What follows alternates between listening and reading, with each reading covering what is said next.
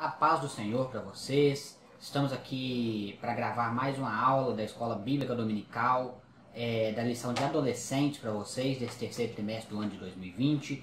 E hoje nós vamos estar falando um pouquinho da lição de número 12, cujo título é O Movimento Pentecostal no Brasil. O nosso texto bíblico, base da nossa lição, se encontra em Atos, capítulo 10, versículo 44 ao 48. É um texto bem pequenininho, então eu já até deixei separado aqui para a gente estar lendo junto aí com vocês. Diz assim: E dizendo Pedro ainda estas palavras, caiu o Espírito Santo sobre todos os que ouviam a palavra. E os fiéis que eram da circuncisão, todos quantos tinham vindo com Pedro, maravilharam-se de que o dom do Espírito Santo se derramasse também sobre os gentios, porque os ouviam falar línguas e magnificar a Deus. Respondeu então Pedro: Pode alguém porventura recusar a água para que não sejam batizados estes que também receberam como nós o Espírito Santo? E mandou que fossem batizados em nome do Senhor. Então rogaram-lhe que ficasse com eles por alguns dias. Amém. Esses versículos são o texto base da nossa lição. Nosso texto áureo diz assim: O Senhor diz ao seu povo: Depois disso, eu derramarei o meu Espírito sobre todas as pessoas. Os filhos e as filhas de vocês anunciarão a minha mensagem. Os velhos sonharão e os moços terão visões, conforme Joel capítulo 2, versículo 28. Pessoal, na lição de hoje, nós vamos entender como que se iniciou o movimento pentecostal no Brasil. Começando lá nos Estados Unidos, lá na Rua Azusa, na Igreja Missão de Fé Apostólica, e até chegar no Brasil, com Daniel Berg e Gunnar Wingren. A introdução da nossa lição, ela diz assim: a palavra pentecostal vem do termo Pentecostes, uma palavra grega usada para designar a festa da colheita. Nessa época, após Jesus ser levado ao céu, os discípulos foram batizados com o Espírito Santo e começaram a falar em outras línguas, conforme está lá no texto de Atos capítulo número 2. Todos nós conhecemos muito bem. A partir desse momento, Deus concedeu à sua igreja os dons espirituais, objetivando o crescimento espiritual de seu povo.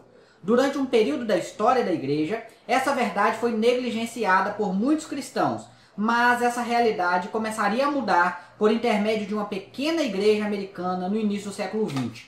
Então, pessoal, nós já estudamos nesse trimestre muito sobre a história da igreja, e é exatamente o tema central da nossa lição desse trimestre. Nós aprendemos sobre grandes líderes religiosos, sobre o movimento protestante, o início da reforma, sobre tudo isso. E na lição de hoje, nós vamos aprender um pouquinho sobre o que nós poderíamos até chamar de uma reforma pentecostal que aconteceu na história da igreja, iniciando-se lá no movimento da Rua Azusa, que nós vamos estudar agora no primeiro ponto, e até a chegada aqui no Brasil até os dias de hoje. Essa lição, ela é uma lição muito explicativa. Então, basicamente, a gente não vai ter muito o que comentar dentro do tema dessa lição, não. Porque o comentarista, ele já detalhou bastante, já resumiu bastante e deixou muito explicativo o que a gente precisa entender sobre a chegada do movimento pentecostal no Brasil. Então eu peço que vocês que estão assistindo o vídeo prestem bastante atenção na leitura dos pontos, porque eu tenho certeza que vocês vão aprender bastante só com o comentário já do comentarista, e a gente vai acrescentar alguma coisa no comentário aqui conforme for necessário. Vamos lá, o primeiro ponto diz assim: o avivamento pentecostal da Rua Azusa. O movimento pentecostal moderno iniciou-se nos Estados Unidos. Em 1901, alunos da Escola Bíblica Bethel, localizada no estado do Kansas, após horas de oração e estudo bíblico, começaram a falar em outras línguas. Após esse acontecimento, eles se convenceram que falar em outras línguas era a evidência inicial do batismo com o Espírito Santo. Então, no ano de 1901, alguns alunos de uma escola bíblica lá no estado do Kansas, nos Estados Unidos, eles tiveram uma experiência muito bonita com o batismo no Espírito Santo. Após um dia de estudo e após um tempo que eles tiraram lá de oração, alguns deles receberam o batismo no Espírito Santo e falaram em outras línguas. E a partir dali, algumas coisas começaram a acontecer. Olha só, Charles Fox Parham, evangelista e professor dessa escola, começou a dar aulas bíblicas sobre convicção, arrependimento, santificação, cura, as diferentes operações do Espírito Santo, profecias e sobre o livro do Apocalipse. Um de seus alunos mais assíduos era William Seymour, que levou esses ensinamentos para a igreja que pastoreava. Então, um dos professores daquela escola, o Charles Fox, ele começou, depois dessa experiência dos alunos com o batismo no Espírito Santo, ele começou a ensinar um pouco mais sobre isso. E um dos seus alunos, que era William Seymour, que é um grande líder religioso da história da igreja, era um dos alunos do Charles. E ele começou a pegar esses ensinamentos acerca do batismo no Espírito Santo e levar para a igreja que ele pastoreava. Vamos ver o que aconteceu. Apesar de Seymour não ser batizado com o Espírito Santo, ele pregava essa realidade com muito fervor. Ele acreditava muito, mesmo que ele ainda não havia recebido o batismo. Devido à sua dedicação, em 1906 foi convidado para viajar à Califórnia, onde pregou em uma igreja local. Seu ensinamento foi rejeitado, pois Seymour ainda não vivenciava aquilo que pregava. Mas alguns irmãos o seguiram, e o pequeno grupo passou a se reunir em oração. Numa dessas reuniões, ele foi batizado no Espírito Santo. Então, William Seymour, ele começou a pregar e a ensinar mais sobre o Espírito Santo. E ele ensinava isso com muito fervor, com muita empolgação. E mesmo que ele não era batizado ainda com o Espírito Santo, devido à sua dedicação, ele foi convidado a ensinar em uma igreja lá na Califórnia. Só que quando ele chega lá, ele prega com tanta empolgação sobre o Espírito Santo. E quando as pessoas descobrem que ele ensinava com tanta empolgação, mas não era batizado, ele não vivia aquilo do que ele falava, eles não deram crédito à pregação dele, eles rejeitaram o seu ensinamento. Só que um pequeno grupo de pessoas, ouvindo a sua mensagem, creram que aquilo que ele estava pregando era de fato uma verdade bíblica. E começaram a seguir e a dar um pouco de atenção para os ensinamentos de Seymour. Esse pequeno grupo, eles começaram a se reunir em oração na casa de algumas daquelas pessoas. E a partir daí, vamos ver só o que aconteceu. O grupo reunia-se em casa, porém, como ele crescia cada vez mais, se mudou para um prédio que estava abandonado na Rua Azusa, em Los Angeles. A igreja ficou conhecida como Missão de Fé Apostólica, e a realização de sinais e maravilhas era comum no culto, onde a glória de Deus se manifestava e as pessoas passavam horas falando e louvando em outras línguas. Vamos lá, William Seymour começou a se reunir em oração com esse grupo de pessoas, que deu crédito à sua pregação acerca do Espírito Santo. Em uma dessas reuniões de oração, na casa de um desses irmãos, ele foi batizado com o Espírito Santo. A partir daí, o grupo começou a crescer. E agora eles não conseguiam mais se reunir nas casas, eles precisavam conseguir um lugar maior para se reunir. E então eles começaram a se reunir em uma construção abandonada, na Rua Azusa, na cidade de Los Angeles. E a partir dali, nas reuniões começaram a acontecer muitos sinais, muitas maravilhas, pessoas eram batizadas, curas aconteciam, e aquele grupo começou a crescer. E vamos ver só o que aconteceu. A Missão de Fé Apostólica se tornou a maior igreja da cidade, com 1.300 membros, número impressionante para a época, e sua influência se espalhou por todos os Estados Unidos, alcançando 2 imigrantes suecos, Gunnar Wingren e Daniel Berg. Esse movimento pentecostal que começou ali na Rua Azusa, ele começou a crescer muito. E a igreja Missão de Fé Apostólica, rapidamente ela se tornou a maior igreja da cidade, com 1.300 pessoas. Isso naquela época era um número impressionante, era um número incrível. E esse movimento começou a crescer tanto que começou a alcançar outras cidades e outros estados dentro do país, dentro dos Estados Unidos. E com o crescimento desse movimento pentecostal, acabou alcançando 2 imigrantes suecos que nós, assembleianos, conhecemos muito bem, que é Gunnar Wingren e Daniel Berg. Vamos aprender um pouquinho agora no próximo ponto. Vamos lá, segundo ponto. Pará, um lugar desconhecido. Daniel Berg chegou aos Estados Unidos em 1902, com 18 anos de idade, fugindo da pobreza na Suécia. No ano seguinte, chegou Gunnar Wingren, 6 anos mais velho que Berg. Durante certo período, suas vidas tomaram caminhos distintos. Wingren foi estudar teologia e pastorear a Igreja Batista de Menominee, em Michigan. Berg começou a trabalhar em uma loja em Chicago. Então aqui nós vemos sobre a chegada de Daniel Berg e Gunnar Wingren nos Estados Unidos. Daniel Berg ele veio fugindo da pobreza e alguns anos depois veio também Gunnar Wingren. Eles tomaram caminhos distintos. Gunnar Wingren foi pastorear a igreja e Daniel Berg trabalhava em uma loja em Chicago.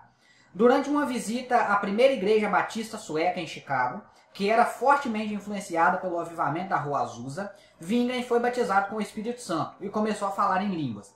Ele tentou levar esse ensinamento para a sua própria igreja, mas acabou sendo expulso de seu posto. Então assumiu outra igreja batista localizada em South Bend, onde encontrou Daniel Berg. Pessoal, olha que interessante como as coisas acontecem, como Deus trabalha quando Ele quer realizar uma obra. Gunnar Wingren, ele, chegando nos Estados Unidos, ele foi pastorear uma igreja em Michigan. E, uma certa época, ele foi visitar uma outra igreja batista em Chicago. E ali, essa igreja ela era muito influenciada pelo movimento pentecostal, lá da igreja Missão de Fé Apostólica da Rua Azusa. Nessa visita de Gunnar Wingren a esta igreja, ele foi batizado com o Espírito Santo. A partir daí, ele tentou levar esse ensinamento sobre o batismo com o Espírito Santo para sua igreja. Só que ali ele teve resistência, a igreja que ele pastoreava, eles não aceitaram, acabaram expulsando ele de lá. Expulsaram ele de lá, ele foi pastorear outra igreja em South Bend, e ali ele se encontrou com Daniel Berg. Olha que interessante, ele precisou que o seu ensinamento fosse rejeitado na igreja que ele pastoreasse, para que ele encontrasse com Daniel Berg, para que se cumprisse um grande propósito na vida dos dois. Vamos lá, algum tempo depois, em 1910, um membro da igreja de South Bend, chamado Adolf Uldin, que possuía o dom de profecia, havia sonhado com Wingren e Berg em um lugar chamado Pará. Ninguém sabia onde este lugar ficava, nem mesmo Uldin. Foi revelado também que os dois deveriam partir de Nova York no dia 5 de novembro. E aqui alguma coisa começa a acontecer. Um membro da igreja que Wingren pastoreava e que Berg também estava, teve um sonho com Daniel Berg e com Gunnar Wingren, embarcando em um navio para um lugar chamado Pará. E eles não sabiam onde esse lugar ficava. Só que esse Uldin, no sonho, Daniel Berg e Gunnar Wingren deveriam sair de Nova York no dia 5 de novembro. Vamos ver o que aconteceu. Como ninguém sabia onde ficava o Pará, eles foram para a biblioteca consultar os mapas e descobriram que no norte do Brasil havia um estado com esse nome. Ninguém sabia o que era Pará, nenhum dos três. Não sabiam onde esse lugar ficava. Foram pesquisar e descobriram que era no Brasil. Eles viajaram para Nova York e descobriram que um navio, o Clemente, estaria partindo para o Pará, exatamente no dia 5 de novembro. Então eles decidiram seguir aquele sonho de Uldin e viajar para Nova York. No dia 5 de novembro, eles estavam lá e descobriram que partiria um navio de Nova York com destino a Pará. Justamente o Pará que Uldin havia sonhado. Olha só como que as coisas acontecem, como que Deus prepara as coisas. É muito incrível. Uldin sonhou com um local que ele não conhecia. Daniel Berg e Gunnar Wingren também não conheciam. Ele sonhou com uma data, com um local de partida. E eles chegaram até ali no local e realmente o navio estava partindo exatamente para esse local. Compraram 2 passagens na classe econômica e 2 semanas depois estavam chegando ao Brasil, com apenas $90 no bolso e sem saber falar uma única palavra em português. Olha só que grande desafio para os dois. Será que teríamos essa coragem de mudar radicalmente a nossa vida e ir para um lugar totalmente estranho, somente para cumprir a vontade de Deus? Fica essa pergunta na nossa mente e que nós meditamos um pouquinho nisso, porque realmente não é fácil. Imagina, o chamado dos dois, estavam acostumados ali já nos Estados Unidos, para saírem para uma terra, para um país que eles não conheciam, que eles nem sabiam que existia esse local chamado Pará, uma língua que eles não conheciam, uma cultura totalmente diferente. Era uma mudança radical na vida deles, mas eles decidiram cumprir o propósito de Deus para a vida deles. Deus abençoou, e no Pará, logo encontraram algumas pessoas que falavam o inglês, e que os ajudaram a rapidamente aprender o português. Ficaram morando na casa de um pastor batista de Belém, que lhes dava a oportunidade de falarem nos cultos. Mas logo o pastor começou a questionar o ensino dos 2 missionários, e o resultado foi a expulsão da igreja. Então, os 2 suecos e alguns irmãos fundaram a Missão da Fé Apostólica em junho de 1911. Quando eles chegaram no Pará, eles tinham muita dificuldade, porque eles não falavam o idioma local, que é o português, claro. Só que Deus começou a abençoar a chegada deles ali naquele local. E eles começaram a encontrar algumas pessoas que falavam inglês, que estavam ali há mais tempo. E eles conheceram um pastor da igreja batista, lá de Belém do Pará. Esse pastor dava oportunidade para eles falarem na igreja dele de vez em quando.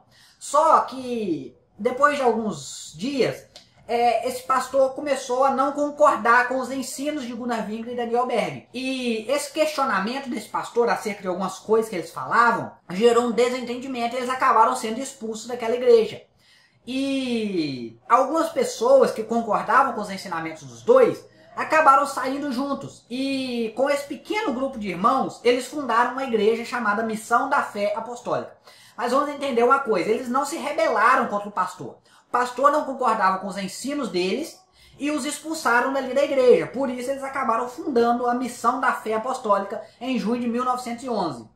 Nesta época, nos Estados Unidos, algumas pessoas que foram alcançadas pelo avivamento da Rua Azusa resolveram fundar uma igreja em 1914, chamada Assembleia de Deus, nos Estados Unidos. No Brasil, em 1918, a Missão da Fé Apostólica alterou seu nome para Assembleia de Deus e estabeleceu vínculos de amizade com a jovem denominação americana. A igreja, fundada por Daniel Berg e Gunnar Wingre inicialmente, chamava-se Missão da Fé Apostólica, 1911. Em 1918, eles mudaram o nome para Assembleia de Deus. E aí o nome pegou e hoje a gente já sabe onde chegou, né? Durante os primeiros anos, o crescimento foi lento. E entre 1911 e 1914, menos de 400 pessoas foram batizadas. Em 1920, a Assembleia de Deus estava em todos os estados do norte e nordeste do Brasil, sendo que em 1944 estava em todos os estados do país. Em 1950, contava com quase 100 mil membros. Atualmente, a Assembleia de Deus é a maior denominação evangélica do país e uma das maiores do mundo. E aqui agora o comentarista resumiu rapidamente aqui sobre o crescimento da Assembleia de Deus. Entre 1911 e 1914, foram os primeiros anos de fundação, eles conquistaram apenas 400 pessoas. Em 1920, a igreja já estava crescendo muito. Ela já estava em todos os estados do norte e do nordeste do país. Em 1944, eles conseguiram alcançar todos os estados brasileiros. Todos os estados já tinham a Igreja Assembleia de Deus. Em 1950, a Igreja Assembleia já tinha quase 100 mil membros. E atualmente é a maior denominação evangélica do Brasil e uma das maiores do mundo. Como que Deus estava nesse negócio, né? Uma igreja que começou lá com Daniel Berg e Gunnar Wingre, e um propósito que Deus teve na vida deles de trazer eles dos Estados Unidos aqui para o Brasil, para fundar essa denominação e para se tornar a potência que é hoje, graças a Deus, para a honra e glória do nome do Senhor. Nosso terceiro ponto, o movimento pentecostal no Brasil. Vamos entender um pouquinho agora como que foi o crescimento do movimento pentecostal no Brasil. Os estudiosos dividem o movimento pentecostal brasileiro em 3 fases diferentes, onde o foco da mensagem variou com o passar do tempo. Vamos lá, vamos entender essas 3 fases do movimento pentecostal. A primeira fase, entre 1910 e 1950, começou com a vinda do missionário italiano Luiz Francescon, que fundou a Congregação Cristã no Brasil e trabalhou entre os italianos nos estados do sul e sudeste brasileiro, e com Daniel Berg e Gunnar Wingre, que fundaram a Assembleia de Deus em 1911, nos estados do norte e nordeste. Neste período, a mensagem era centrada no batismo com o Espírito Santo, em uma separação total do mundo e na prática de uma vida moral e espiritual. Então, o movimento pentecostal no Brasil, ele se iniciou lá em 1910, com o tal do Luiz Francescon, que fundou a Igreja Congregação Cristã no Brasil. E logo em seguida com Daniel Berg e Gunnar Wingre, com a Assembleia de Deus, em 1911, um ano depois. No início do movimento pentecostal no Brasil, a mensagem principal que os pentecostais pregavam era a respeito do batismo com o Espírito Santo, a separação total do mundo e uma prática de uma vida moral e espiritual. Essa primeira fase do movimento pentecostal é conhecido como pentecostalismo clássico. A segunda fase, 1950 a 1970.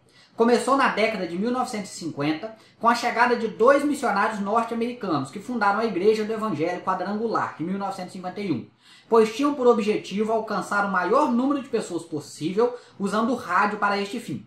Neste período, também foram fundadas a Igreja Evangélica Pentecostal O Brasil para Cristo e a Igreja Pentecostal Deus é Amor, 1962, sendo que a mensagem principal deste período era a cura divina. E agora, depois desse período, da primeira fase, entre 1910 e 1950, começou a surgir um novo movimento a partir do ano de 1950, que foi a segunda fase do movimento pentecostal, que é conhecido como pentecostalismo carismático, que aí começaram a surgir algumas outras denominações, como o comentarista destacou aqui, a Igreja do Evangelho Quadrangular, em 1951, a Igreja Evangélica Pentecostal Brasil para Cristo, em 1955, e a Pentecostal Deus é Amor, em 1962. O teor da mensagem dessas igrejas já era mais voltada para a cura divina. Eles focavam muito em cura divina. Esse período, como eu já falei, ficou conhecido como pentecostalismo carismático. A terceira fase, a partir de 1970 até os dias atuais. Esta fase também é chamada de neopentecostalismo. E seus principais representantes são a Igreja Universal do Reino de Deus, 1977, Igreja Internacional da Graça de Deus, 1980, Igreja Apostólica Renascer em Cristo, 1986 e Igreja Mundial do Poder de Deus, 1998, onde a mensagem enfatizada é a expulsão de demônios e principalmente a prosperidade financeira. Este movimento neopentecostal já é um movimento um pouco diferente daquilo que nós cremos e acreditamos, porque a mensagem deste movimento ela é muito centrada em prosperidade financeira e confissão positiva, de que nós precisamos forçar Deus a nos dar, a nos abençoar, a nos prosperar. E por isso nós do pentecostalismo clássico não concordamos com esse tipo de mensagem, com esse tipo de ensino. Então, chegamos ao final da nossa lição, a nossa conclusão diz assim: Jesus Cristo é o mesmo ontem, hoje e sempre. Da mesma forma que ele batizou os cristãos primitivos com o Espírito Santo no passado, ele batiza hoje a todos que creem. Por isso podemos receber essa maravilha divina. Então, pessoal, é isso aí. Eu acho que ficou bem claro, bem explicado sobre como que foi o movimento pentecostal no Brasil. Como eu já falei, o comentário dessa lição ele é muito claro, muito objetivo, então é muito fácil de entender. Eu espero que tenha ficado bem explicado, espero que vocês tenham entendido bem como que deu início o movimento pentecostal, como que chegou no Brasil e também as fases do movimento pentecostal. Eu agradeço quem assistiu esse vídeo até aqui, gostaria de fazer um pedido, que você deixasse o like nesse vídeo para ajudar a divulgar o nosso trabalho, se inscrevesse também no nosso canal, AD Mutum, e antes de encerrar eu gostaria de estar fazendo uma oração com você que assistiu esse vídeo até aqui. Feche seus olhos, curva sua cabeça e ore comigo neste momento. Senhor, meu Deus, meu Pai, que estou, Senhor, mais uma vez diante da Tua presença. Eu quero lhe agradecer, ó Pai, por esta oportunidade que o Senhor tem nos dado mais uma vez de estar aqui, ó Pai, aprendendo um pouco mais da Sua palavra. Quero lhe pedir, ó Deus, que abençoe cada pessoa, cada vida, meu Deus, que está conectada agora assistindo esse vídeo, assistindo esse ensino, meu Deus. Eu lhe peço que o Senhor complete, ó Pai, em cada coração conforme for necessário. Aquilo que foi falado, eu lhe peço que o Teu Espírito Santo, ó Deus, complete em cada coração. E que quem assistiu esse vídeo até aqui, ó Pai, possa continuar crescendo na graça e no conhecimento. Que o Senhor continue abençoando cada vida, meu Deus, dando força, ânimo para continuarem sempre firmes na caminhada e no propósito maior que é o céu. Eu lhe peço, meu Deus, que o Senhor abençoe cada família em nome de Jesus, entregando tudo nas Tuas mãos. Amém e amém. Então assim nós encerramos mais essa lição. Obrigado por ter ficado até aqui. A paz do Senhor para você.